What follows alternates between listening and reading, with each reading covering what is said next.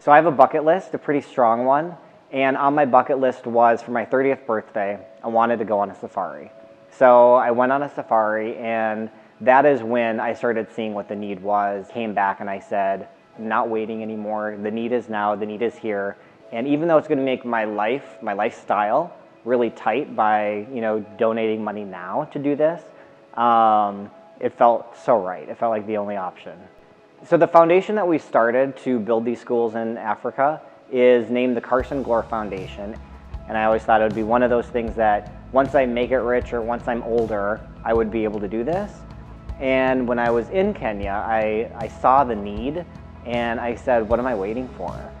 My day-to-day life, like my 9 to 5, if you will, is in advertising. There's not a client meeting or a new vendor meeting that I go into that I don't walk away that they know what we are doing in Kenya and the foundation. I feel like this is, for the first time, something that is so meaningful on a deep level, and I get to do it with my best friends and my family, and there are so many people involved in it. It looks from the outside like you're helping other people, but really, it's fueling me in a way that I feel so fulfilled, and I feel like I'm living the most God-purposed life possible. There's no purpose in having a really nice house. There's no purpose in having a really nice car. But the purpose of knowing that I'm doing something that is definitely improving the world on a small scale, that is where I feel most, centered with God and a part of God's kingdom. I was making duct tape pens. I sold them to our church at the outdoor service, and then I gave the money to the Carson Glore Foundation.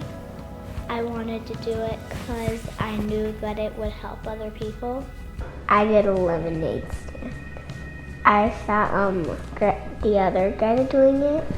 I was just so excited to see Greta wanting to follow in the other Greta's footsteps and do something. There were a lot of people I could tell that wanted to help. I had made 100 pens, but we had to make more and deliver them because so many people wanted to help out, and I realized that anybody, any age, could help out like this. And once she saw Greta selling the pens, she immediately knew she wanted to have a lemonade stand. Just very proud of her to have that kind of initiative. Taking cues from other people in the community just kind of goes to show that when you have a community of people that are trying to bring Jesus into the children's lives and give them an example to live by, that things like this can happen. It's much bigger than just about raising money. It's about kind of spreading awareness and letting students here see how much they can impact halfway around the world. Yeah, this is something that God would like us to do. Don't think anything is too small. By tuning into the little things, that's when you start caring, and that's when I start hearing what my main message is.